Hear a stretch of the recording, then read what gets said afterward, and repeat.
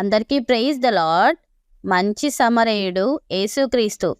ఆనాడు యెరూషలేము నుండి యెరికో పట్టణమునకు దిగి వెళ్ళుచున్న వ్యక్తి దొంగల చేతిలో చిక్కి తీవ్రంగా కొట్టబడి కొర ప్రాణంతో పడి ఉన్నప్పుడు అటుగా వెళ్తున్న ఎంతో మంది చూశారు, కానీ ఏ ఒక్కరూ పట్టించుకోలేదు.